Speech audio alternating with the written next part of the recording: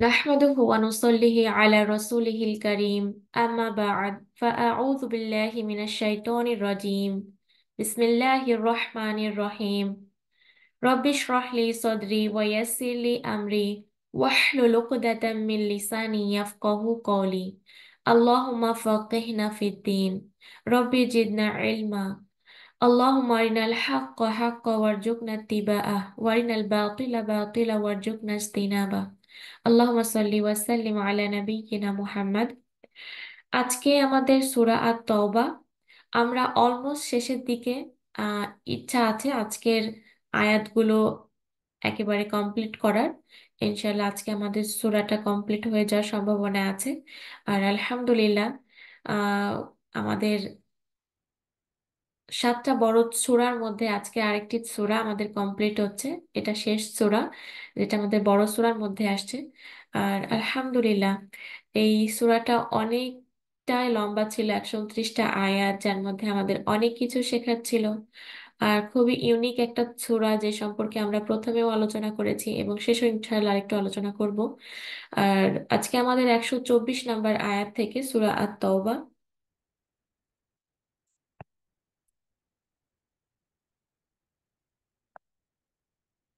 আমি আয়াতের তেলাওয়াতটা করছি। أعوذ بالله من الشيطان الرجيم بسم الله الرحمن الرحيم وإذا ما أنزلت سورة فمنهم من يقول أيكم زادته هذه إيمانا فأما الذين آمنوا فزادتهم إيمانا وهم يستبشرون। আর যখনই কোনো সূরা নাজিল করা হয়, তখন তাদের কেউ কেউ বলে, এটি তোমাদের কার ঈমান বৃদ্ধি করলো। অতএব যারা মুমিন, নিশ্চয় তা তাদের ঈমান বৃদ্ধি করেছে এবং তারা আনন্দিত হয়। পুরো সূরা তওবাতে যুদ্ধের কাহিনী নিয়ে আলোচনা করা হয়েছে, আমরা সেটা দেখেছি শুরু থেকে এই পর্যন্ত আলহামদুলিল্লাহ। আর এই যুদ্ধের একটা অংশের মধ্যে পুরো বড় একটা অংশ, যেটা মুনাফিকের ব্যাপারে খুলে খুলে বয়ান করা হয়েছে, এবং আল্লাহ সুবহান তাআলা এই আয়াতে মুনাফিকদের সেই কথার জবাব দিচ্ছেন যেটা তাদের বলা। আর আল্লাহ সুবহান তাআলা যখনই কোনো সূরা বা আয়াত নাজিল করতেন, তখনই তাদের মধ্যে কিছু মুনাফিক যারা ছিল তারা বলতো, এই আয়াত বা এই সূরা মুসলমানদের ঈমানের বৃদ্ধি করেছে কি? মুনাফিকদের একথা বলাটা শুধুমাত্র বলাটা ছিল না, এটা তাদের আসলে মুসলমানদের ব্যাপারে উপহাস, হাসি তামাশা করার জন্যই ছিল। অপরদিকে যখনই একটা আয়াত বা সূরা নাজিল হয়, তখন মুমিনদের অবস্থার অবশ্যই পরিবর্তন হয়। যখনই কোনো সূরা নাজিল হয়, নতুন সূরা সম্পর্কে জানে, নতুন নিয়ম, নতুন হুকুক সম্পর্কে জানে, তখনই তাদের ঈমানের পরিবর্তন হয়। আর সাথে সাথে তাদের খুশি তারা অনুভব করে। আর আজকে আমাদেরও চিন্তা করার বিষয়, আজকে আমরা নতুন একটা সূরা সম্পর্কে জানা, নতুন একটা আয়াত সম্পর্কে জানা, এগুলোও আমাদেরকে ঈমানের পরিবর্তন কিন্তু ঘটায়। নতুন একটা হুকুম শোনার পরে আমাদের ঈমানের পরিবর্তন ঘটায়, আমাদের অন্তরের পরিবর্তন ঘটায়, যার মাধ্যমে আমাদের কি আমলেরও পরিবর্তন ঘটায়।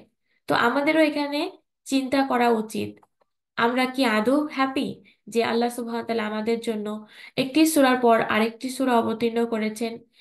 কোরআন অবতীর্ণ তো হয়েছে আমাদের 1400 বছর আগেই, কিন্তু এই কোরআনের যে আয়াতগুলো সম্পর্কে আমরা ডিটেলসে এখন জানতে পারছি, এটা কিন্তু আমাদের উপরে নাজিল হওয়ার মতোই। আর সুবহানাল্লাহ, কোরআন প্রত্যেকটা মানুষের সেই সময়ের সাথে এতটা রিলেটেড, যদিও 1400 বছর আগে নাজিল করা হয়েছে, তা সত্ত্বেও প্রত্যেকটা আয়াত মনে হয় যে তার জন্য তখনই নাজিল করা হচ্ছে, কারণ সেই আয়াতগুলো সেই মানুষটার সেই সময়ের সমস্যার সাথে খুব রিলেটেড। আজকের আয়াতগুলো আমার মনে হয় ভিন্ন ভিন্ন কিছু নয়, তারই ধারাবাহিকতা চলে আসছে। আজকেও আমার মনে হয় এখান থেকে প্রত্যেকের সমস্যার সমাধানগুলো খুঁজে পাবে। আর এখান থেকে সেই খুশিটাও তারা অনুভব করতে পারবে। ঈমান বৃদ্ধির হচ্ছে সেটাও তারা বুঝতে পারবে আয়াতগুলো শোনার মাধ্যমে। আর এইখানে যেহেতু আয়াতের মধ্যে বলাই হয়েছে যে এই আয়াতগুলো, প্রত্যেকটা আয়াতগুলো একজন ইমানদার, একজন মুমিনের ইমানকে আরো বৃদ্ধি করে। আর ইনশাআল্লাহ আমরা দাবি রাখি আমাদের মধ্যে একটু হলেও ইমান আছে, আর আজকে তার পরিবর্তন আমাদের ইনশাআল্লাহ হবে। আর এই কোরআনের মাধ্যমে যদি অন্তরের পরিবর্তন না হয়, সেটা আসলে কোরআনের সমস্যা নয়, সেটা আপনার, সেটা আমার সমস্যা। কেননা এই কোরআন তো আবু জাহেলও শুনেছে, যে কিনা ফেরাউন হয়ে গেছে। আর অপরদিকে ওমর বিন খাত্তাব রাদিয়াল্লাহু আনহু শুনেছেন, যার মাধ্যমে তিনি একজন ইসলামের মধ্যে সুন্দর একজন উত্তম মানুষ হয়ে তিনি দাঁড়িয়েছেন। আবু লাহাবও শুনেছে, কিন্তু তিনি বিরোধিতা করেছে। আর অপরদিকে আবু বকর সিদ্দিক রাদিয়াল্লাহু আনহু শুনেছেন, যার মাধ্যমে তার আবু বকরের থেকে সিদ্দিক উপাধিতে তিনি উপস্থিত হয়েছেন।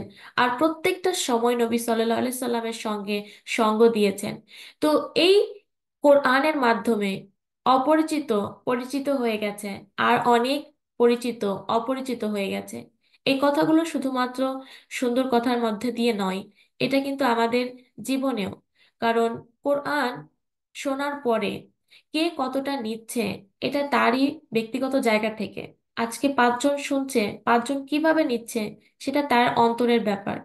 এখন কেউ কোরআন পড়ে খুবই চমৎকার একজন উত্তম একজন মানুষে পরিণত হচ্ছে, আবার অপরদিকে কেউ কোরআন শুনে সে তার জীবনের পূর্বের জায়গাতেই ফিরে যাচ্ছে। তো এটা আমাদের নিজেদের নির্বাচন করার ব্যাপার, আমাদের নিজেদের চিন্তা করার ব্যাপার, আদৌ আমার জায়গাটা কোন পর্যায়ে যাচ্ছে, আদৌ কি আমার স্থান মুমিনের মতো হচ্ছে, যে আমার ঈমানটাকে বৃদ্ধি করছে আর আমার আমলটাকেও পরিবর্তন করছে। আর এটা যেটা বলছিলাম যে আর এটা বাস্তবিক ক্ষেত্রে অনেক জায়গাতে দেখি যে আহ কেউ কোরআন পড়ে এতটাই নিজেকে বদলে ফেলে, নিজের চাল চলন, কথাবার্তা, আদব কায়দা, ব্যবহার, তাদের জীবনের প্রত্যেকটা ক্ষেত্রে, যেমন বিয়ে শাদী, তাদের লেনদেন, প্রত্যেকটা জায়গাতেই কিন্তু পরিবর্তন আসে। অপরদিকে কেউ কোরআন পড়ে যেমন ছিল তেমনই রয়ে যায়। এরা এক কান দিয়ে শোনে, আরেক কান দিয়ে বের করে দেয়। এলম বাড়ানোর জন্য তো শোনে, কিন্তু ফিরে যায় তাদের নিজেদের জীবনের পূর্বের তরিকায়। আমলের কোনো পরিবর্তন তাদের মধ্যে দেখা যায় না। অর্থাৎ তাদের চলা ফেরা, খাওয়া দাওয়া, তাদের প্রত্যেকটা কথাবার্তা, তাদের নামাজ, কোনো জায়গাতেই পরিবর্তন আসে না। অথচ তারা কোরআন শোনে। আল্লাহর কাছে দোয়া করা উচিত আমাদের প্রত্যেকেরই, যে আমরা যেন সেই দলের অন্তর্ভুক্ত না হই। কোরআন পড়ার পরে শুধু এই জিনিসগুলোর করার প্রতি যেন আমাদের আগ্রহটা না বাড়ে। যেমন আমাদের শুধুমাত্র যদি ফরজ কাজ, আলহামদুলিল্লাহ, ডেফিনেটলি, আর অবশ্যই আমাদের প্রথম ফোকাসটা থাকবে আমাদের ফরজ কাজের প্রতি। কিন্তু ফরজ কাজের পাশাপাশি আমাদের যেই জিনিসগুলোকে পরিবর্তন করতে হবে, সেটা হলো আমাদের পুরো লাইফ স্টাইলটা। আর পুরো লাইফ স্টাইলের মধ্যে আমাদের যে কুসংস্কারগুলো নিয়ে আমরা বসবাস করি, যে জায়গাগুলো আমাদের এখনো পরিবর্তন হওয়া উচিত। দেখো, আজকে অনেকেই নামাজ পড়ছে, আমরা অ্যাজ এ মুসলিম হিসেবে ফরজ নামাজ আদায়কারী এখানে অনেকেই আছি। যারা নেই, আল্লাহ তালা প্রত্যেকেই সেটা করার তৌফিক দান করুন। আজকে আমাদের সেই জায়গাটা অনেকেই আছে, নামাজ পড়ছি, রোজা রাখছি, কিন্তু যেই জায়গাটার মাধ্যমে আমাদের কোনো পরিবর্তন দেখা দিচ্ছে না, সেটা হলো আমাদের লাইফ স্টাইল। আমাদের লাইফস্টাইলের মধ্যে কোনো সুন্নত তরিকা নেই। আমাদের বিয়ে শাদী, আমাদের তর তরিকা, আমাদের খুশি, আমাদের দুঃখ, কোনো জায়গাতে আজকে সুন্নতটা শামিল নেই। তো এই জায়গাটা অ্যাজ এ কোরআনের স্টুডেন্ট হওয়ার পরিপ্রেক্ষিতে আমাদের পরিবর্তন হওয়া দরকার। কারণ আজকে আমিও নামাজ পড়ছি, আজকে যে কোরআনের সাথে সংস্পর্শতা রাখছে না সেও নামাজ পড়ছে, কিন্তু পার্থক্যটা হওয়া উচিত কোথায়? আমাদের লাইফ স্টাইলে। এই কথাটা আমি বারবার কিন্তু আমাদের কোরআনের তাফসিরে বারবার বলে থাকি, যে আমাদের লাইফ স্টাইল, আমাদের লাইফ স্টাইল, আমাদের পুরো সকাল থেকে রাত পর্যন্ত যে তরতরিকায় আমরা চলি, যেভাবে কথা বলি, যার সঙ্গ আমি দেই, যা আমরা খাচ্ছি, যা আমরা বলছি, প্রত্যেকটা জিনিস, যা আমরা লেনদেন করছি, যা আমরা ব্যবসা বাণিজ্য করছি, যা আমরা যেখানে আমরা চাকরি করছি, প্রত্যেকটা জায়গায় কিন্তু ইসলামকে আনতে হবে। শুধু নামাজের মধ্যে যদি আমরা অন্তর্ভুক্ত থাকি, তাহলে আমাদের সম্পর্কে কে কখন জানবে? আমাদেরকে কোরআন দিয়ে তো মানুষ পড়বে না, কোরআন থেকে তো মানুষ ইসলামকে পড়ছে না, আমাদেরকে দিয়ে মানুষ ইসলামকে পড়ছে। সেজন্য এই নিজেদেরকে পরিবর্তন করা প্রত্যেকটা ক্ষেত্রে সেটা আজকে খুবই জরুরি হয়ে দাঁড়িয়েছে। তো এই যে আমাদের পরিবর্তনগুলো কেন হচ্ছে না, এটারও তো একটা কারণ আমাদের খুঁজে বের করা উচিত, তাই নয়? যে আমাদের প্রত্যেকটা জায়গাতে সবচেয়ে বেশি খুশি করার হকদার কে? কার কাকে আমরা বেশি খুশি করার চেষ্টা করা উচিত? আল্লাহ, একমাত্র আল্লাহ সুবহান তাআলাকে। কিন্তু আমাদের লাইফ স্টাইলে পরিবর্তন না হওয়ার পেছনে কিছু না কিছু কারণ তো আছে। আর সেটা একটা কারণ, কাউকে হয়তো আমরা খুশি করতে চাচ্ছি। আমরা নিজের খুশির জন্য কতটুকুই বা কি করি, এটার পেছনে হয়তো বা আমরা কাউকে না কাউকে খুশি করার জন্যই কিছু করি। কিন্তু একবার ভেবে দেখেছে কি, যে এই খুশির খুশি করার যে সবচেয়ে বেশি হকদার তিনি হচ্ছেন একমাত্র আল্লাহ সুবহান তাআলা। অথচ আমরা মানুষের খুশির জন্য কতবার এমন কিছু বলি, মানুষের খুশি করার জন্য এমন ব্যবহার আমরা এমন কতবার আমরা করি, যেগুলো আল্লাহ সুবহান তাআলাকে অসন্তুষ্ট অসন্তুষ্ট করছে। কিন্তু একবারও কি ভেবে দেখি না, যেখানে মানুষকে খুশি করার জন্য আমরা চেষ্টা করছি সেখানে আল্লাহ সুবহান তাআলা মজুদ আছেন? তাহলে আমাদের কেন, আমাদের প্রত্যেকটা জায়গাতে কেন আমরা নিজেদেরকে পরিবর্তন করতে পারছি না? কেন আমরা এটা ভাবতে পারছি না যে আল্লাহ সেখানে মজুদ আছেন, আর তিনি বেশি হকদার যে তাকে আমরা খুশি করি? তো আল্লাহ তাআলা আমাদের প্রত্যেককেই একটু হলেও চিন্তা করার যেন তৌফিক দান করেন, যেন আমরা মানুষকে খুশি করার বদলে, মানুষ রাগ হচ্ছে সেই অনুযায়ী কাজ করার বদলে আল্লাহর খুশি এবং তার নারাজের কথাটা আমাদের মাথায় বেশি আসে, সেই কথাটা যেন আমাদের চিন্তা আমরা একটু করি। সুতরাং মনে রাখার বিষয় তো এটি যে যখন ঈমান বৃদ্ধি পায়, তখন আমলের পরিবর্তন হয়। অর্থাৎ আমাদের এই প্রত্যেকটা জায়গাতে, আমাদের বিয়ে শাদী, আমাদের সুখ, আমাদের দুঃখ, আমাদের খাওয়া দাওয়া, মানে এগুলো আমি খুলে খুলে বারবার কিন্তু বলছি প্রত্যেকটা ক্ষেত্রে, যে এইগুলো আমাদের আমলের পরিবর্তন প্রয়োজন। আজকে এই জিনিসগুলোকে কেন আমরা পরিবর্তন করতে পারছি না? তার রুট কজটা হচ্ছে আমাদের ঈমান বৃদ্ধি পাচ্ছে না। আর এই ঈমান বৃদ্ধি না পাওয়ার অনেকগুলো কারণ আমাদের অবশ্যই আছে, যেগুলো নিয়ে আমরা বলবো। তো এই আয়াতের উপরে গরফিকর করার মাধ্যমে কিন্তু আমাদের ঈমান বৃদ্ধি পায়। আর আমরা অনেকেই কোরআন পড়ি, আমি তোমাদেরকে অবশ্যই কোরআন পড়তে বলি, কারণ কোরআন ইটসেলফ যখন আমরা রিসাইটেশনও করি, এটার মধ্যেও কিন্তু আমাদের ঈমান বৃদ্ধি পায়। আর যখন আমরা এটা বুঝে শুনে গরফিকর করি, তখন আমাদের ঈমান আরো অনেক বেশি বৃদ্ধি পায়। যেটা ডিফারেন্সটা কিন্তু তোমরা এখনই দেখতে পাও। যখন তুমি শুধুমাত্র কোরআন পড়ো, তখন তোমার ঈমান, আর যখন তুমি এটা বুঝে শুনে একটা আয়াতের ব্যাখ্যা সহকারে পড়ো, তখন তোমার ঈমান কিন্তু অন্য রকমের বৃদ্ধি পায়। কিন্তু তার সত্ত্বেও কোরআন রিসাইটেশন ইটসেলফ একটা কোরআন ঈমান বৃদ্ধির একটা পদ্ধতি কিন্তু বটে। সুতরাং আয়াতের উপরে গরফিকর করা, চিন্তা করা, এই যে আজকে আয়াতটা পড়লাম, আয়াতের উপরে গরফিকর, এখানে তাহলে কি হবে? যে এই আয়াতের উপরে নিজের জন্য কি আছে, এইখানে আমার ঈমান বৃদ্ধি কিভাবে করবে, আমার ঈমান বৃদ্ধি কিভাবে আমি করাতে পারি, এই যে পুরো চিন্তা ভাবনা করা, নিজের জন্য একটা সলিউশন এখান থেকে বের করা, নিজের জন্য একটা সমাধান এখান থেকে বের করা, এগুলো কিন্তু আমাদেরকে ঈমান বৃদ্ধি হতে সাহায্য করে। হুমায়রা, একটু মেসেজ দেখো, কেউ একজন মেসেজ দিচ্ছে যে জয়েন করতে পারছে না। আচ্ছা, এরপরে কি, নিজের জীবনের সাথে সামঞ্জস্য করার মাধ্যমেও কিন্তু ঈমান বৃদ্ধি পায়। অর্থাৎ আজকে আমরা এখানে যারা বসে আছি, আমরা যদি চিন্তা করি, যখনই একটা আয়াত নাজিল হয়, মুনাফিকরা তো এই ক্লেম করে যে এটা মুমিনদের কি ঈমানের বৃদ্ধি করে। কিন্তু অ্যাজ এ মুমিন হিসেবে আমরা নিজেদেরকে চিন্তা করি যে আজকের যে আয়াতগুলো আমাদের উপরে নাজিল হচ্ছে, অলরেডি নাজিল হয়ে গেছে, কিন্তু আজকে নতুন করে যেটা আমরা জানতে পারছি, এটা আমাদের আদৌ কি ঈমানের বৃদ্ধি করছে কিনা। আর যদি করে থাকে, আলহামদুলিল্লাহ, আর যদি না করে থাকে, তাহলে সেখানে আমাদের বুঝতে হবে কোন জায়গাতে আমাদের গড়ফিকর কম হয়েছে। আদৌ কি আমার মনোযোগ দিয়ে শোনার ক্ষেত্রে একটু কম আছে কিনা, আদৌ কি আমার নিজের জীবনের সাথে পর্যালোচনা করাটা আমাদের হচ্ছে কিনা।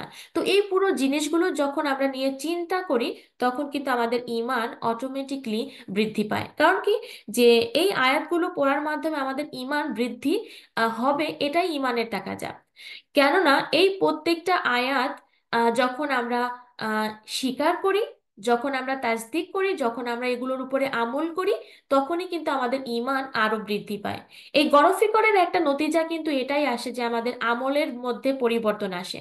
কারণ গরফিকর আজকে করলাম, এখান থেকে একটা সলিউশন নিলাম যে ঈমান কিভাবে বৃদ্ধি পায়। আজকে আমরা হয়তোবা কোরআন পড়া শুরু করলাম, একটু চিন্তা করে পড়া শুরু করলাম, তাহলে কিন্তু আমাদের একটা আমল পরিবর্তন হয়ে গেল, তাই না? আজকে এখান থেকে শিখলাম যে আমাদের লাইফ স্টাইলটা পরিবর্তন আমাদের ঈমানটাকে বৃদ্ধি করবে। আমাদের এটা কারণ ঈমানের সাথে আমলের একটা যে গভীর সম্পর্ক, সেটা আমরা আজকে বুঝতে পারলাম। তো এই যে আজকে বুঝতে পারা, গরফিকর করা, আজকে এখান থেকে হয়তোবা আমরা কেউ একজন নিয়ে যাব যে আমাদের খুশির সময়গুলোতে আমরা আজকের থেকে নিয়ত করলাম যে এখানে কোনো প্রকারের নাফরমানির কাজ আমরা রাখবো না। আজকে যে নাফরমানির কাজগুলোকে আমরা সরাতে পারছি না, কেন সরাতে পারছি না, সেগুলোকে লক্ষ্য করা, সেগুলোর সাথে আমাদের জিহাদ করা। আজকে যুদ্ধে যাওয়ার জিহাদ নেই, কিন্তু আজকে এই জিহাদগুলো আছে। আজকে আমাদের ঘরের ময়দানে জিহাদ আছে, আজকে আমাদের বন্ধুদের সাথে সেই ময়দানে জিহাদ আছে। সেই জায়গাগুলোতে আমাদের জিহাদ করা। অবশ্যই আমি এই জিহাদ বলতে তাদেরকে হত্যা করা বলছি না, অবশ্যই না। আল্লাহ তালা আমাদের সবাইকে মাফ করুক, সঠিক বোঝার তৌফিক দিক। আমি বলছি নিজেদের পরিবর্তন করার যে জিহাদটা আমাদের রয়ে গেছে, সেটা আমাদের করতে হবে। তো এই যে আজকে একটা আয়াত পড়ার মাধ্যমে আমাদের আমলের পরিবর্তন হলো, এটাই আমাদের ঈমানকে বৃদ্ধি করবে। আর ইনশাল্লাহ আমি বিশ্বাস করি যে আজকে এই যে এখানে আমরা আলোচনাগুলো করলাম এই আয়াতে, এখান থেকে একটি পয়েন্ট হলেও আমরা ইনশাল্লাহ নিয়ে বের হব। আর এখান থেকে একটা আমল আমরা সকলেই নিয়ে বের হব যে এই জায়গাতে আমাদের হয়তো খুশির জায়গাতে, হয়তোবা আমাদের দুঃখের জায়গাতে, হয়তোবা আমাদের লাইফ স্টাইলের একটা জায়গা আমরা পরিবর্তন করার নিয়ত আজকে এখান থেকে করে উঠবো ইনশাআল্লাহ।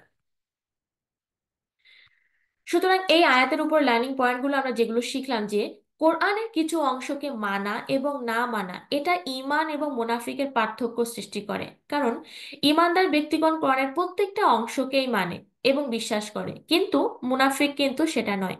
অর্থাৎ আজকে যদি আমরা বলি এই অংশটাকে আমার পক্ষে মানা সম্ভব, এই অংশটাকে আমার পক্ষে মানা সম্ভব নয়, সেটা আসলে মুনাফিকের পরিচয় আমাদেরকে দিবে।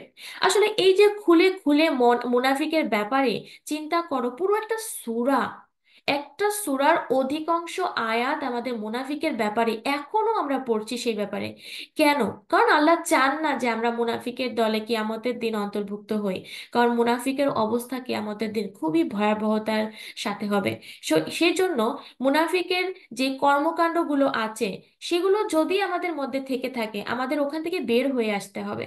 দেখো আজকে আমরা সুসংবাদ নিয়ে এখনো বসে আছি এজন্য যে আলহামদুলিল্লাহ আমরা এখনো জীবিত, আমাদের মধ্যে এখনো রূহটা কাজ করছে, সেজন্য এখনো পরিবর্তন সম্ভব। সেজন্য এখনো আমাদের মুনাফিকের লিস্টের থেকে ইমানের লিস্টে আসাটা অনেকটাই সম্ভব, খুবই সম্ভব। আর তারপরে তো সুসংবাদ এজন্য যে আমরা কোরআনের সংস্পর্শে আছি, আলহামদুলিল্লাহ আমরা এখনো কোরআনের এলম অর্জন করছি। তো এটাও তো আল্লাহ তাআলার পক্ষ থেকে অনেক বড় একটা সাইন যে আল্লাহ তাআলা চাচ্ছেন যে আমরা আমাদের নিজেদেরকে মুনাফিকের লিস্টে থেকে মুমিনের লিস্টে নিয়ে আসি। যদি আমরা কোরআনের একটা অংশকে মানি এবং আর একটা অংশকে না মানি, সেটা একটা মুনাফিকের নিশানি, সেখান থেকে আমরা বের হয়ে আসার চেষ্টা করব। আরেকটা পয়েন্ট কি শিখলাম, যে প্রত্যেকটা সূরা একজন ঈমানদার ব্যক্তির ঈমান আরো বৃদ্ধি করে। আর এমনকি প্রত্যেকটা আয়াত একজন মুমিনের সিফাত একজন এবং রহমত হিসেবে কাজ করে, তাই নয় কি? যে যখনই আমরা দেখলাম যে ঈমান বৃদ্ধি হয় আমাদের এই কাজগুলোর মাধ্যমে, আর তারপরে তাদের খুশি হওয়া উচিত। তাহলে এই যে আজকে একটা আয়াত যখন জানতে পারলাম, তখন কি আদৌ আমাদের খুশি হওয়া উচিত না? এটা কি আমাদের জন্য একটা রহমত নয়? তো এইটা কিন্তু একজন মুমিনের জন্য কাজ করে, যে রহমত হিসেবে কাজ করে। আর সে আল্লাহ তাআলার এই রহমতের উপরে খুশি হয় যে আল্লাহ আমাদেরকে আরেকটা বিষয় সম্পর্কে জানিয়েছেন, আলহামদুলিল্লাহ। কিন্তু কিছু লোক এমন কোরআন পড়ে তাদের আরো ধ্বংসের মুখে পড়তে হয়। কারণ কোরআন তো একই, কিন্তু এটার থেকে কেউ ফায়দা উঠায়, কেউ এটা দিয়ে ধ্বংসের মধ্যে পড়ে যায়। মানে কেউ এটা থেকে ফায়দা উঠায় এবং কেউ এটার মাধ্যমে ধ্বংসের মুখে পড়ে যায়। সূরা ফুসসিলাতের আয়াত 44 নম্বর আয়াতেও বলা হচ্ছে, কুল হুয়া লিল্লাযীনা আমানু হুদা ওয়া শিফাউ ওয়াল্লাযীনা লা ইউমিনুনা ফি আযানিহিম ওয়াকরু ওয়া হুয়া আলাইহিম আম্মা উলাইকা নাদাউনা মিন মাকানিন বাঈদ। সরি, একটু স্লো করে পড়ার জন্য। বলুন, এটা বিশ্বাসীদের জন্য হেদায়েত ও রোগের প্রতিকার। যারা মুমিন নয় তাদের কানে আছে সিপি, এবং আর কোরআন তাদের জন্য অন্ধত্ব।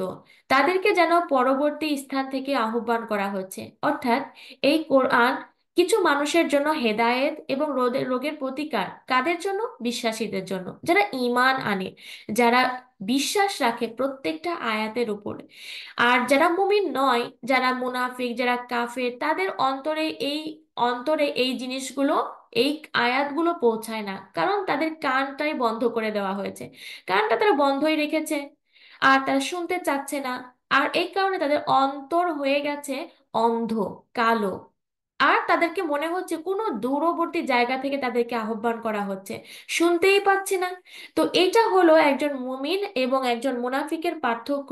যে যারা মুমিন তারা এই কোরআন তো তাদের জন্য শিফা হয়ে কাজ করে, তাদের জন্য তো রহমত হিসেবে কাজ করে, তাদের জন্য তো রোগের প্রতিকার হিসেবে কাজ করে।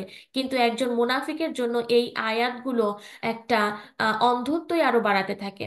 সো আমরা চিন্তা করি বা আমরা আমাদের নিজেদেরকে প্রশ্ন করি, আদৌ কি তুমি হ্যাপি এই কোরআন যে জানতে পারছো এটার জন্য? সূরা ইউনূসের 57 নম্বর আয়াতও কি বলা হচ্ছে? ইয়া আইয়ুহান নাসু কদ জাআতকুম মাউইযাতুম মির রাব্বিকুম ওয়া শিফাউল লিমা ফিস সুদূর ওয়াহুদাও ওয়া রাহমাতুল লিল মুমিনিন। হে মানবকুল, তোমাদের কাছে উপদেশবাণী এসেছে তোমাদের পরওয়ারদিগারের পক্ষ থেকে, এবং অন্তরের রোগের নিরাময়, হেদায়েত ও রহমত মুসলমানদের জন্য। সূরা ইউনূসের 58 নম্বর আয়াতে আল্লাহ সুবহানাহু ওয়া তাআলা কি বলেছেন? কুল বিফাদলিল্লাহি ওয়া বিরহমাতিহি ফাবিযালিকা ফালইয়াফরাহু হুয়া খায়রুম মিম্মা ইয়াজমাউন। বলো, আল্লাহর দয়া ও মেহেরবানিতে, সুতরাং এরই প্রতি তাদের সন্তুষ্ট থাকা উচিত, এটিই উত্তম সে সমুদয় থেকে যা সঞ্চয় করছে। অর্থাৎ আল্লাহ সুবহান তাআলার এই দয়া এবং এই মেহেরবান এবং এই যে নেয়ামত আমাদের উপরে আল্লাহ সুবহান তাআলা দিচ্ছেন, এটা সকল জিনিস থেকে উত্তম যেটা মানুষ জমা করছে। এটার পরিপ্রেক্ষিতে মানুষ যেটা জমা করছে, আজকে মানুষ কি জমা করছে, সেটার থেকে আজকে এটা সবচেয়ে বেশি উত্তম। এটার মূল্য যে কত, এটা যখন আমরা কিয়ামতের দিন পৌঁছবো তখন আমরা জানতে পারবো এটা কি মূল্যবান ছিল। আর তখন মনে হবে এটার জন্য যদি আফসোস আরেকটু সময় ব্যয় করতে পারতাম, এটার জন্য যদি আমি আরেকটু মেহনত করতে পারতাম, এটার জন্য যদি আমি আরেকটু স্যাক্রিফাইস করতে পারতাম, তখন মনে হবে। কিন্তু যারা ঈমানদার, তারা এই কথার উপরে দুনিয়াতেই বিশ্বাস করে, যার উপরে তারা দুনিয়াতেই চেষ্টা করে, তাদের চেষ্টার জায়গা, তাদের আমলের জায়গা, তাদের পরিশ্রমের জায়গাটা দুনিয়াতেই তারা বাড়াতে থাকে, কারণ তাদের ঈমান আছে। সূরা নাহালের 102 নম্বর আয়াতে আল্লাহ সুবহানাহু ওয়া তাআলা কি বলেছেন? যে ওয়াইদা আহ, বাদদালনা আয়াতাম মাকানা আয়াতিন ওয়াল্লাহু আ'লামু বিমা ইউনাজ্জিল ইউনাজ্জিলু ক্বালু ইন্নামা আনতা মুফতারিন বাল আকসারুহুম লা ইয়ালামুন। এবং যখন আমি এক আয়াতের স্থলে অন্য আয়াত উপস্থিত করি এবং আল্লাহ যা অবতীর্ণ করেন তিনি সে সম্পর্কে ভালো জানেন, তখন তারা বলে, আপনি তো মন গড়া উক্তি করেন, বরং তাদের অধিকাংশ লোকই জানে না। এই প্রত্যেকটা আয়াত থেকে এটা বোঝা যায় ঈমান বাড়ে এবং কমে, এমনকি ঈমান পুরনো হয়ে যায়। তো সাহাবাদের মধ্যে একটা কর্মকাণ্ড ছিল যে সাহাবারা কি করতেন, সাহাবারা তাদের নিজেদের ঈমানকে বৃদ্ধি করার জন্য একত্রিত হয়ে বসতেন। যেমনটা ওমর রাদিয়াল্লাহু আনহু করেছেন। তিনি বলেন, কারোর হাত ধরে বলতেন, চলো বসি এবং আমরা আমাদের ঈমানকে বৃদ্ধি করি। অর্থাৎ বসে আমরা এলমের ব্যাপারে কথা বলি, এর ব্যাপারে আলোচনা করি, এতে আমাদের ঈমান বৃদ্ধি পাবে। ইবনে মাসুদ রাদিয়াল্লাহু আনহু এমনটাই করতেন, বলতেন, আসো আমরা বসি এবং আমরা আমাদের ঈমান বৃদ্ধি করি। এবং তিনি তার দোয়ার মধ্যে এটি শামিল করতেন, ইয়া আল্লাহ, আমাদের ঈমান, বিশ্বাস এবং ফিকহ দান করুন, বৃদ্ধি করুন। আলী ইবনে আবু তালিব বলেন, ঈমান অন্তরে সাদা একটা নোক্তার মতো। যখন ঈমান বৃদ্ধি পায়, সাদা অংশটাও বৃদ্ধি পায়, এমনকি পুরো অন্তরটি সাদা হয়ে যায়, আলোকিত হয়ে যায়। এবং অপরদিকে নিফাক কালো একটা নোক্তার মতো থাকে। যত বেশি নিফাক বৃদ্ধি পায়, তত বেশি অন্তর আরো বেশি কালো হয়ে যায়। এমনকি এটা করতে করতে পুরো অন্তর কালোতে কালো হয়ে যায়। আল্লাহর কসম, আপনি যদি কোনো মুমিনের অন্তর ছিঁড়ে দেখতেন, আপনি সেটা সাদা পেতেন। আর যদি কোনো মুনাফিকের অন্তর ছিঁড়ে দেখতেন, তাহলে সেটা আপনি কালো পেতেন। ঈমান অনুসরণ বা এতাতের মাধ্যমে আসলে বৃদ্ধি পায়। আর যত বেশি মানুষ নাফরমানি করে, আহ এতাত না করে, অনুসরণ না করে, তত বেশি ঈমান কমে যায়। তো ঈমান আমরা কি করে বৃদ্ধি পাই? অনুসরণের মাধ্যমে, এতাতের মাধ্যমে। আবারও বলি যে এই পুরো লাইফ স্টাইলটার মধ্যে যত বেশি, যত জায়গাতে আমরা কোরআন এবং সুন্নতের তরিকাগুলোকে আমরা এখতিয়ার করব, সেই জায়গাগুলোতে আমাদের ঈমান বৃদ্ধি পাবে। আর নাফরমানি করলে, সেটা থেকে মুখ ফিরিয়ে নিলে, আমাদের ঈমান আরো হ্রাস হবে। তো কোরআনের মাধ্যমে আমাদের ঈমান বৃদ্ধি পায়। জুনদুব ইবনে আব্দুল্লাহ এবং ইবনে ওমর বলেন, আমরা ঈমান শিখেছি, এরপর কোরআন শিখেছি, যার মাধ্যমে আমাদের ঈমান বৃদ্ধি পেয়েছে। অর্থাৎ কোরআন পড়ার মাধ্যমে, কোরআন শেখার মাধ্যমে আমাদের ঈমান আরো বেশি বৃদ্ধি পায়। ইবনে মাসুদ রাদিয়াল্লাহু আনহু বলেন, যার মধ্যে এই তিনটি জিনিস পাওয়া যাবে, আল্লাহ তার অন্তরকে ঈমানে ভরিয়ে দেবেন। আমরা কি সকলেই জানতে চাই সেই তিনটি জিনিস কি? আমার মনে হয় এতক্ষণ আলোচনার পরে সকলেরই এটা জানার মধ্যে একটা আগ্রহ সৃষ্টি হয়েছে যে সেই তিনটি জিনিস কি, যেটা ইবনে মাসুদ রাদিয়াল্লাহু আনহু বলেছেন, যেটার মাধ্যমে অন্তর ঈমানে পরিপূর্ণ হয়ে যায়। তার এক নাম্বারটা হলো আহ আলেমের নিকটবর্তী থাকা। অর্থাৎ যারা জ্ঞানী, গুণী এবং আলেম, আলেম বলতে শুধুমাত্র সার্টিফিকেটে আলেম বুঝি না, যারা এলম সম্পর্কে তোমাদেরকে শিক্ষা দিচ্ছে, তাদের নিকটবর্তী থাকা, তাদের সংস্পর্শে থাকা। দুই নাম্বারটা হচ্ছে কোরআনের তেলাওয়াত করা, যেটা আজকে আমি শুরুতেই বলেছি যে কোরআনের তেলাওয়াতটা করাটা কতটা জরুরি। আমাদের প্রতিদিন একটু সময় হলেও কোরআনের তেলাওয়াত বাধ্যতামূলক করা উচিত আমাদের নিজেদের সকলের জন্য। তারপর হলো কি, রোজা রাখা। রোজা রাখার মাধ্যমে আমাদের কিন্তু ঈমান অনেক বৃদ্ধি পায়।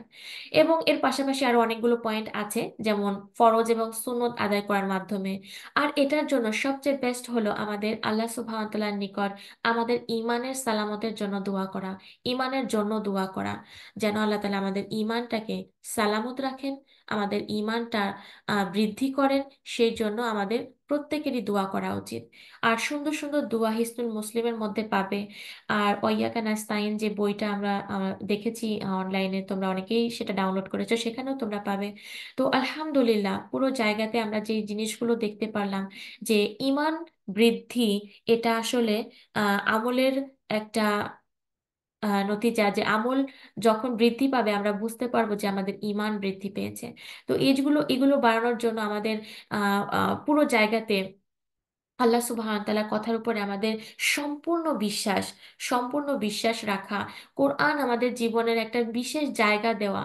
দেখো, আজকে যদি এটার উপরে আমরা চেষ্টা করি, হতে পারে কিছুটা দায়ভার আমরা মুক্ত হতে পারবো আমাদের পরবর্তী জেনারেশনের থেকে। কারণ আজকে যে ফিতনার মধ্যে আজকে আমরা বসবাস করছি, এটা এত বড় ফিতনা, যে ফিতনার থেকে ভাবে, সামান্যভাবে বা খুবই নর্মাল ভাবে যদি কোরআনের সাথে টিকে থাকে, তখন এই ফিতনার মধ্যে বেঁচে থাকাটা খুবই খুবই টাফ, খুবই টাফ। দেখো, আজকে যারা যত বেশি দুনিয়া ইনভলভ যে জায়গাগুলোতে আছে সেখানে তারা থাকে, সেই জায়গাগুলোতে ঈমানকে টিকিয়ে রাখা আরো বেশি কঠিন। আমার মনে হয় যে আমরা যতটা এই জায়গাটা থেকে সহজ আমাদের জন্য, আহ, যারা অনেক বেশি মানুষের মধ্যে অনেক বেশি আহ আহ সেই সব সংস্কারের মধ্যে, সামাজিক জায়গাগুলোর মধ্যে থাকে, তাদের জন্য আরো অনেক বেশি কঠিন। তো সেই সব মানুষের জন্য আরো বেশি সময় কোরআনের সংস্পর্শে থাকাটা খুবই জরুরি। এই জন্য আমাদের যতটা বেশি সম্ভব কোরআনের তেলাওয়াত করা, কোরআনের উপর গরফিকর করা, আমাদের আমলের পরিবর্তন করা, আমাদের নেক লোকদের সংস্পর্শে থাকা, সুন্নত তরিকাগুলোকে আমাদের মাথায় করে রাখা, আমাদের সেই জায়গাগুলোকে সেই জায়গাটা দেওয়া। আমরা সুন্নত কাজগুলোকে ইগনোর না করি, সেই জায়গাগুলোতে আমরা সেই গুরুত্বটা দিয়ে যেন আমরা থাকি, সেই জায়গাগুলো আমাদের ফোকাস হওয়া। আর পাশাপাশি আমাদের প্রত্যেকটা লাইফ স্টাইল, ওয়াল্লাহি আজকে যদি আমরা আমাদের লাইফস্টাইলকে পরিবর্তন না করতে পারি, আজকে যদি আমাদের জীবন থেকে মিউজিকটা বন্ধ না করতে পারি, আমাদের বেপরদেকি বন্ধ করতে না পারি, আমাদের যেই মন্দ কাজগুলোর সংস্পর্শে আমরা থাকি সেগুলো বন্ধ না করতে পারি, তাহলে কিন্তু আমরা খুব বেশি কিছু অর্জন করলাম না। তো আল্লাহ তাআলার কাছে দোয়া যেন আমাদের লাইফ স্টাইলটা দেখে একজন কেউ বলতে পারে এই হচ্ছে কোরআন পড়া ব্যক্তি। কারণ নামাজ তুমিও পড়ো, আরেকজনও পড়ে। শুধু নামাজ দিয়ে যদি পরিবর্তন হতো, তাহলে সেই কোরআনে আয়াত নাজিল হতো না, নামাজি সেই নামাজিদের জন্য ধ্বংস, তাই না? তো নামাজের পাশাপাশি আমাদের পুরো লাইফ স্টাইলটা পরিবর্তন হওয়াটা খুবই জরুরি, সেই সব জায়গাগুলোতে, খুশির জায়গাগুলোতেও, দুঃখের জায়গাগুলোতেও। আল্লাহ তালা আমাদেরকে বোঝার তৌফিক দান করুন। আমরা পরবর্তী আয়াতে যাব, কিন্তু আমাদের জুমের টাইম এখানে শেষ হয়ে যাচ্ছে। সুবহানাক আল্লাহুম্মা বিহামদিক আশহাদু আল্লা ইলাহা ইল্লা আনতা আস্তাগফিরুকা ওয়া আতুবু ইলাইক। আসসালামু আলাইকুম ওয়া রাহমাতুল্লাহি ওয়া বারাকাতুহু।